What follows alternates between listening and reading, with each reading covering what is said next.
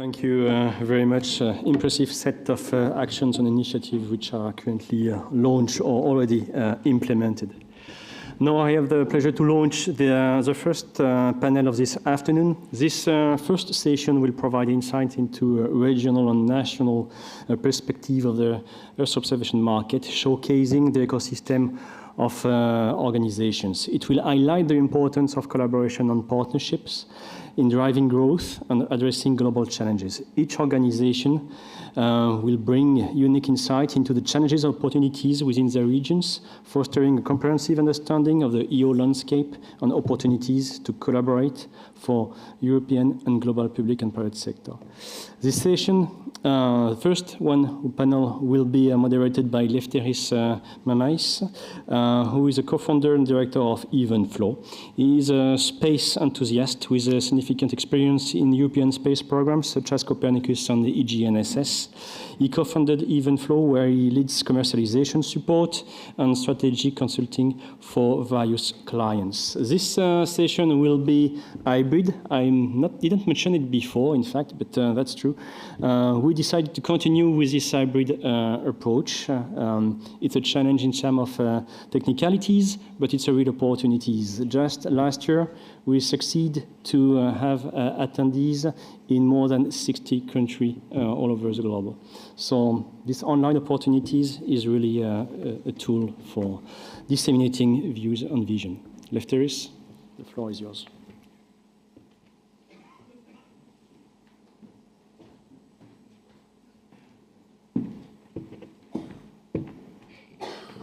Good afternoon, everyone. I hope this opportunity of online connection will actually work well. So today we will be two people connecting remotely, and then Thibault and myself, you can see us on the stage. So we have heard an opening from Benjamin Kurtz, which really pulled many threads that we're going to further unravel here and try to see where that takes us. And of course, we will be trying to see from an institutional perspective how regional and global partnerships can create demand, can create certain requirements that then are met, hopefully, with EO in support of sustainable development and international collaboration. So, as Emmanuel mentioned, I'm LEFTERIS MAMAIS. I'm co-founder and director at Evenflow. We have been quite heavily involved in different international collaboration activities. And with me on the stage is Thibault Valentin, who is working at DG INTPA. I will give you in a moment the floor. But you can also see, hopefully they can also hear as well, Meshach and Horacio. Can you please confirm that everything works well on your side? All right, so we will start off with a very quick introduction of our panelists by themselves, but also please explain to the audience what is the role of your organization in this particular context that we're looking at. So promoting partnerships for the use of EO in support of sustainable development around the globe. I would start actually first with Thibault Valentin next to me, and then I will pass on the floor to our other panelists. Thank you. Hi, everyone. So I'm Thibault Valentin from DG INTPA, the Directorate General for International Partnerships at the European Commission. As the name speaks for itself, it's the DG in charge of formulating the development and cooperation policy of the EU with third countries all around the world. As part of the strategy that's been implemented since the previous commission is called Global Gateway. So that's the strategy we're following when it comes to the cooperation policy, the type of cooperation we do. The goal of Global Gateway is to have a more comprehensive approach to cooperation around the world. And also it has a strong geopolitical aspect to it. We used to have cooperation in a more, let's say, reduced number of countries. Global Gateway aims to cover the entire world, but different types of cooperation. Not only, we don't do only development policy with developing countries. We do cooperation with countries that are, we call them in an advanced stage of development. And we try to have an approach that is all along the value chain. So we don't do only infrastructure. We also look at knowledge exchange, knowledge dissemination, technology transfer, capacity building, the goal being to have a sustainable approach to cooperation so that it lasts longer. Thank you. Thank you, Thibault. Meshach, you're next. Good afternoon. I hope that you can hear me clearly. You can confirm. Okay. Can you hear me? Yes, yes, please go ahead. Okay, perfect. Good afternoon, and it's a pleasure joining you. First of all, accept our joining this panel online. We would have loved to join you physically and interact with you all the time, but because of the coincidence of some calendar events, we couldn't manage to come. I'm from the African Union Commission, and I lead the capacity development and education sector of GMES in Africa. GMES in Africa, you might be familiar with it. We like to call it like an extension of Copernicus on the continent of Africa. It's a collaboration between Europe and Africa in Earth observation. And we have a long-standing cooperation dating from the days of MSD, MESA. Those are acronyms that we can come back to later. It's purely on Earth observation, addressing natural resource management, water resource management, and coastal and marine areas resource management. And we have been working collaboratively with the institutions in Europe, including ESA. We have had a relationship with the EU Africa program using the digital tools and platforms for trainings.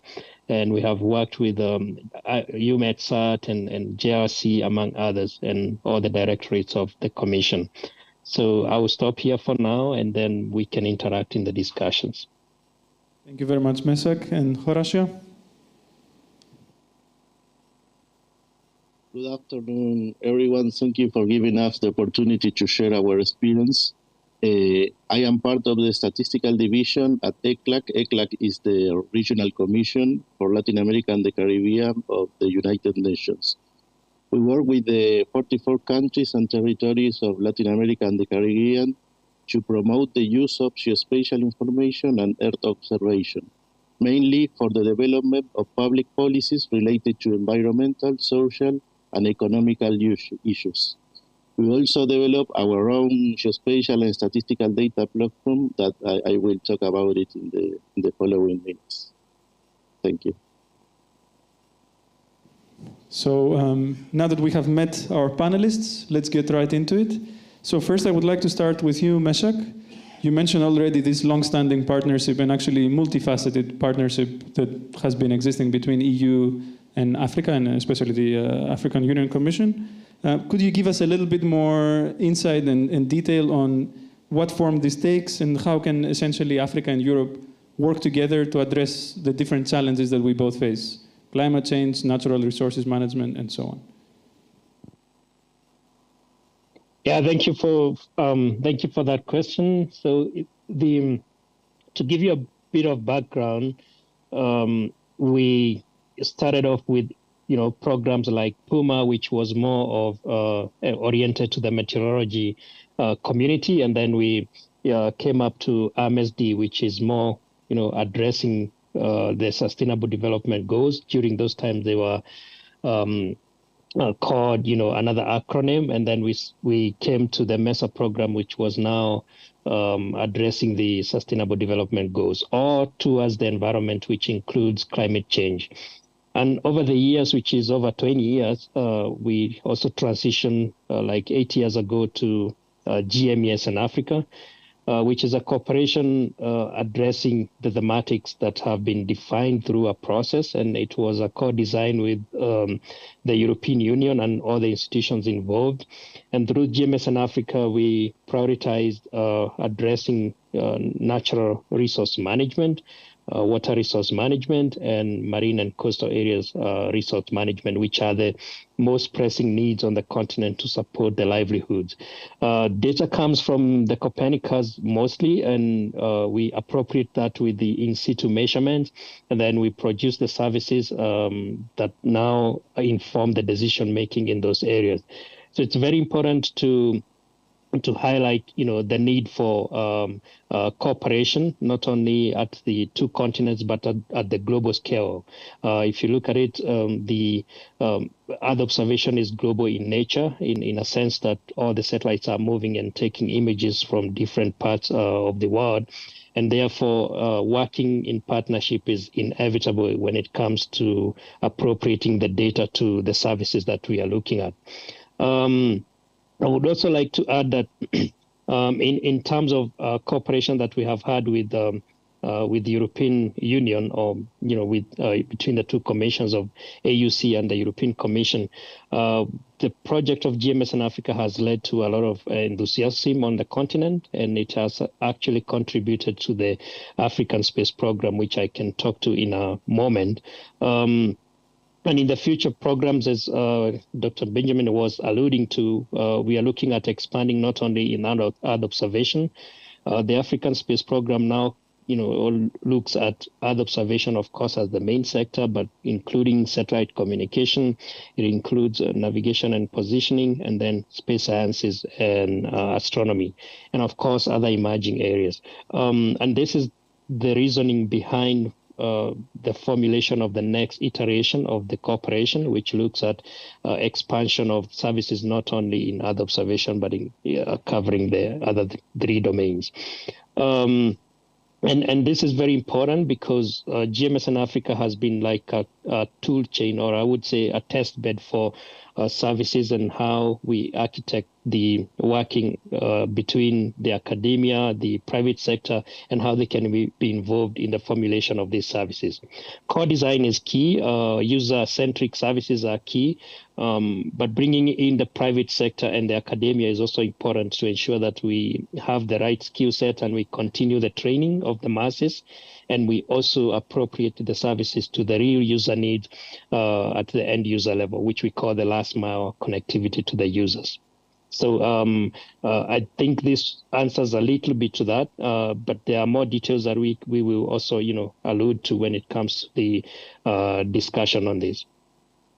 Thank you. Indeed, we will be looking more into this aspect of public-private partnerships later on. I would want to pass the floor to Horacio. You mentioned already that you are building a regional data ecosystem. And the question here is, how does Earth observation data fit into that? And of course, how does it support the implementation of regional policies or activities?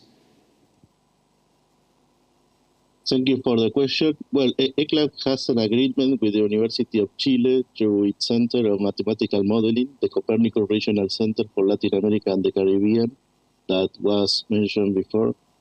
We are also processing data and generating indicator and geospatial layer related to monitoring climate change. The data is being disaggregated at the level of the national fields administrative division and also at the municipal level. The topics included are night lights, land use, urban expansion, forest coverage, water bodies, mangroves, and coral reef, and so on. All for providing information for the public policy development. We have developed an automated workflow for ATL processes for extraction, transformation, and loading of data from satellite platform. In this case, we use the Airflow task manager, and the processes are modeled with Python, Geospatial library, PostGIS raster functions, and the GDAL library. This process results in the creation of a statistical indicator and geospatial layer that feed a data dissemination platform through REST APIs. All the statistical and geospatial data that we produce is accessible at the CEPALSTAT and CEPALGEO platform, and everybody can use that information using open APIs. We think mainly that not all the people use the data through platform or visiting platform, but people, for example, data scientists use data consuming open APIs. ECLAC also provides services to member states in damage and loss assessment when major disaster occurs, such as hurricanes or earthquakes. Of course, in this case, Earth observation is fundamental for that evaluation. Thank you. Thank you very much, Horacio. And I think now we're starting to really see a bigger picture painted in front of us, which I hope we will get another brush from Thibault. So you already mentioned some of the activities that you are organizing, but could you further contextualize this and also explain specifically what's the role of EO, maybe focusing a bit on Asia-Pacific? We heard also from Benjamin the case of the Philippines, but also if you want to comment, he gave you an open floor for Africa. Of course, thank you. So in the context of the action of DG INTPA, it's driven by several things. We need to have in mind that we are trying to tackle challenges. Those challenges can be summed up in what we call the triple transition. So we're looking at digitalization, looking at the green transition, and we're also looking at making societies more resilient. So this triple transition is what drives our action, which is reflected in the Global Gateway, in which we have a specific digital component where we're trying to streamline Earth observation more and more, not only per se with Earth observation dedicated projects all around the world. I'm going to mention later on the Copernicus Center we have in the Philippines, as I'm covering Asia. But also it comes from the need from partner countries. They have obvious Earth observation-related needs to tackle climate change, for climate change adaptation, disaster risk reduction, for smart agriculture, evidence-based decision-making, and we have the infrastructure and the knowledge. So this is the context, what drives our operations in Earth observation.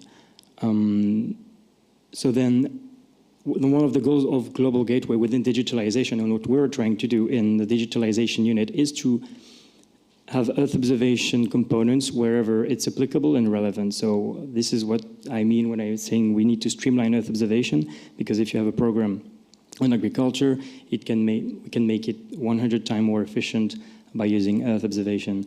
Same for water resource management, same for biodiversity monitoring in oceans, same for managing forestry, and so on and so on. So Earth observation is key, and as an example, in Asia we have the Copernicus Center, which is in which there's we have several European Earth observation service providers that are part of the project. So it all started with a mirror site. So that's the infrastructure part, which is the most common thing when you do cooperation and development policy. The mirror site is then being implemented by Cloudfaro, as well, it was mentioned earlier by Benjamin. And then we have the service side. So we have designed 3 pilot services with the relevant national authorities. The implementing partner for this specific project is the European Space Agency, because they have the knowledge and the capacity to do it. So they do the procurement. And as part of the procurement they do, we have onboarded several companies, just to name a few. We have under a consortium led by CLS.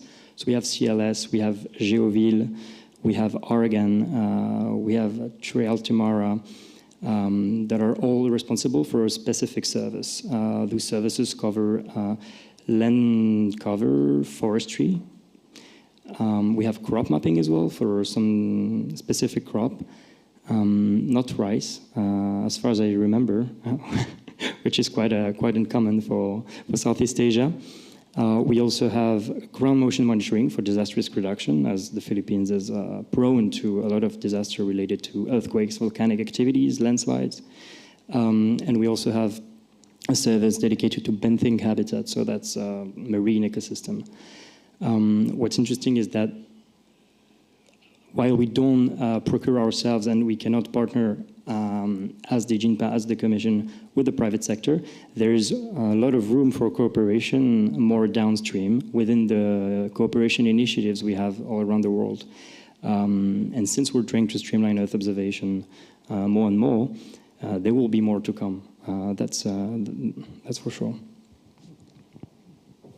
Thanks, Thibault. Actually, this would have been my follow-up question. If this paradigm that you have followed, actually, both in the case of LAC, but also in the Philippines, is something that you see as a sort of blueprint that you would try to propagate elsewhere as well? I think, we have the example that it works. So I would say this is what we're trying to continue doing for the regionalization of the center in the Philippines, which is because we're trying to build on this project to make it a regional hub. If we can follow this path to include the private sector, this is amazing. This is what we're going to do. Because as I said, now that we do not only development policy, but cooperation, it's not just about alleviating poverty, it's also to make room for private sector engagement, because it creates markets. If it creates markets, it creates opportunities, which means more jobs and more alleviation of poverty in the end. So starting by having European companies involved, in the longer term, we can also drive the private sector at the local level. So yeah, definitely, that's a blueprint to be followed.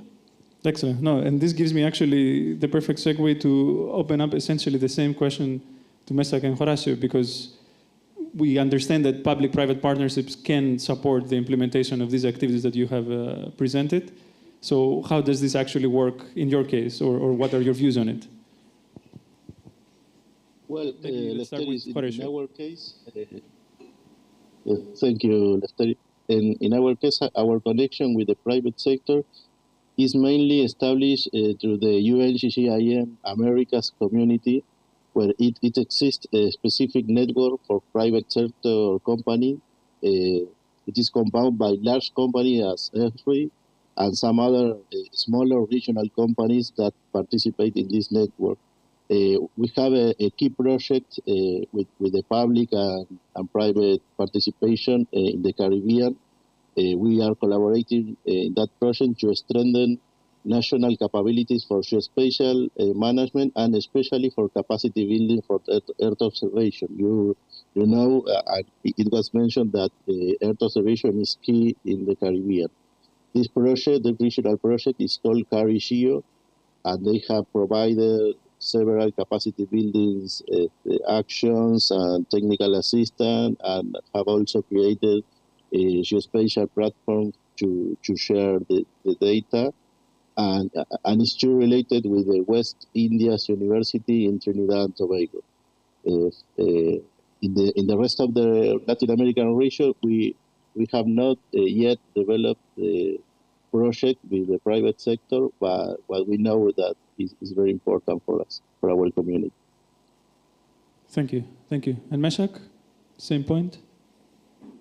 Yeah, thank you. I think I would like to emphasize that, public and private partnerships are fundamental to the growth of the EO ecosystem. It's not only in Europe, but worldwide, including in Africa, where the academia and the industry is trying to wake up and thrive. AUC plays that crucial role in fostering global partnerships, and we understand that a thriving space industry also requires some support from public institutions like ourselves. And while the public institutions themselves enable the policy and the ecosystems to be balanced, it's important to give a central role to the private sector, and we have tested this with the GMES and Africa program. The private sector is really coming up very well in this project as a gap filler, in the sense that taking the information from the public institutions and synthesizing that to palatable information that can be useful for the end user. So they close that gap of the last mile connectivity with the end user, and there are several reasons for this. One is because they are looking for profits to sustain themselves, and in looking for that profit, they address the masses, which means they drive on increasing the number of clientele that use their services, and they also look at adding value to their already existing services. So in the previous programs, we used to have information that is sitting on the shelves that doesn't really trickle down to the end user community, which is important for the impact. But we came up with a formulation that in the granting process of the GMS and Africa, at least 20% of the funding or the grants should be granted to the private sector, competitively, of course. And this private sector should do the real work in EO. It's not It's not, the non-technical part, but real technical side to ensure, one, that they increase their competence and they can compete globally. And the second one is to ensure that they also develop services that are useful to the community. And we have seen a lot of growth.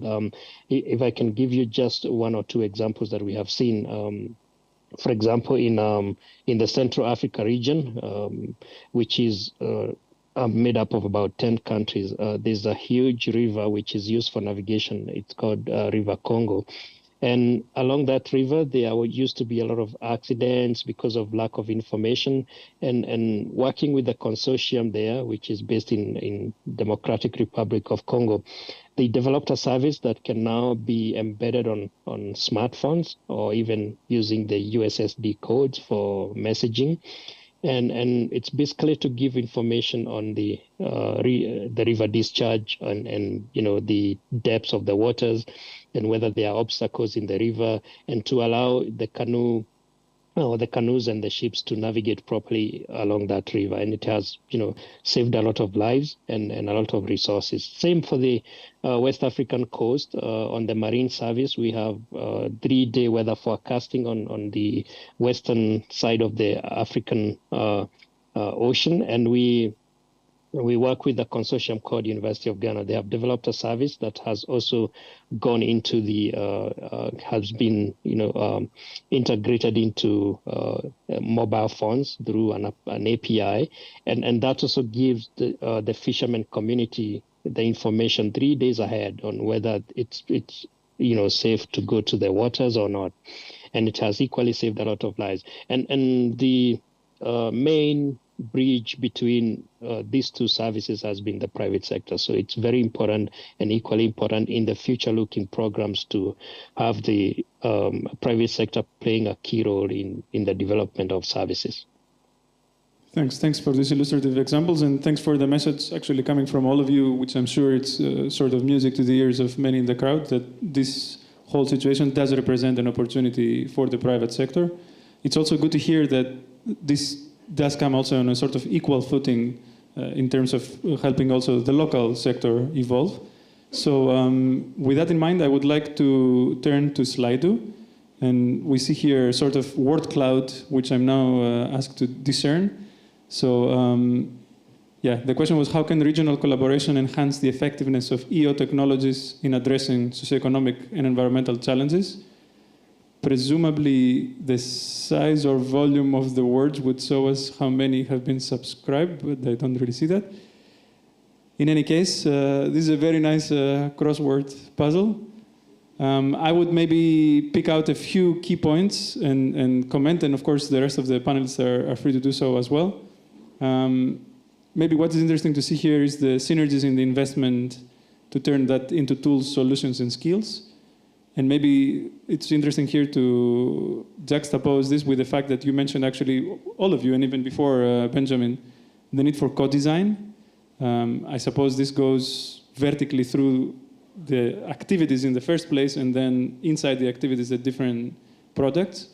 So if any of the panelists wants to comment on that, or if you want to focus on the capacity development part that you mentioned, or any other sort of parting message that you want to share with the crowd. I see, yes. Let's start with HORACIO. Yes, please. Thank you, LEFTERIS. Our regions, the countries that compound our region are developing countries, and in some cases, very small countries. So I think the regional collaboration is a must. Because the effort, if we think that each country should do the effort by themselves, it will be very hard for this one. So if we collaborate from the international organization and the private sector, I think it will be reach the objectives together. Thanks. Thank you. Thibault, you wanted to comment? Among the words I saw, establish structured partnerships. I think that's very relevant, and it's gonna sound very, very good to ESA here, but since we have more and more activities related to space, specifically Earth observation in our corporation, ESA is a partner that that is involved more and more with us. So we're getting there. We're exploring avenues to structure cooperation so that it becomes easier, smoother, more efficient. In the end, it's going to trickle down to the ones that are going to implement the activities, which means the private sector. Two examples. As part of the EU-Africa Space Cooperation Program, which is one of the main flagships of DG INTPA, we have a specific pillar that looks at the private sector, so how we use space at the benefit of the private sector for using Earth observation. So the uptake, it's not only the uptake of Earth observation in the private sector, but the other way around as well, how we foster the private sector in Africa with the use of Earth observation. And another example is we're trying to develop a strategy or some kind of cooperation with the relevant partners, that can be ESA, ICMWF, all the others, that we use as implementing partners for our activities in order to make it smoother to establish, to set up our activities. Because so far it's a very lengthy process when you have two international organizations working together. So yeah, we're getting there. Thanks. Mesak, did you want to also share a final message before we close the session? Yeah, there are a few points that I would like to share, and I applaud, the working relationship between European Union and African Union, and especially the two commissions in terms of drafting the next, phase of EU-Africa partnership on space. I believe that to support the Sustainable Development Agenda, the innovative approaches are really required in terms of collaboration. And this is what, is coming up in the next iteration of the cooperation. And I would, just like to highlight a few, theories of change that are already embedded in the new partnership.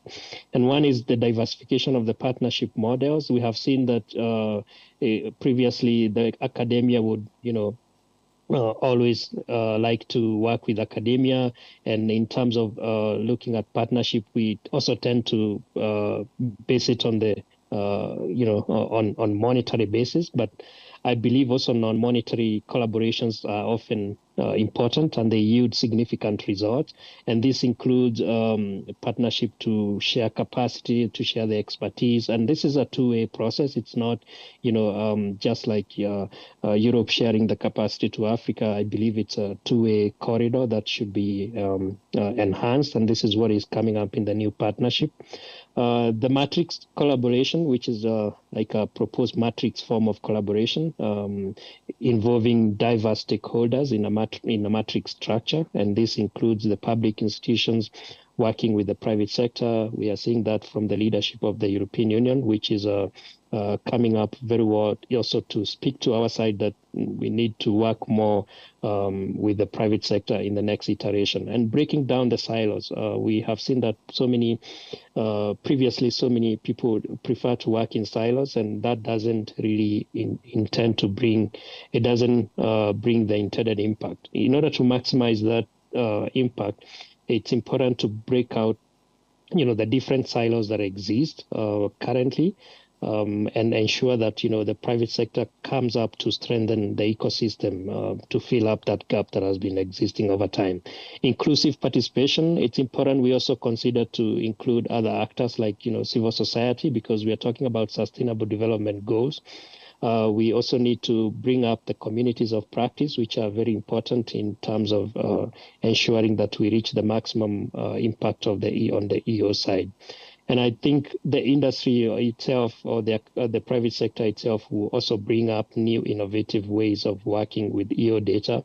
And here we foresee, integration of different technologies. Again, it speaks to breaking down the silos, that we don't only remain in EO and exclude other technologies. We are seeing a trend where, the technologies are coming up together to bring up, mature services that will be useful to the community. I think these are the few points that I would like to highlight as we close out on this session.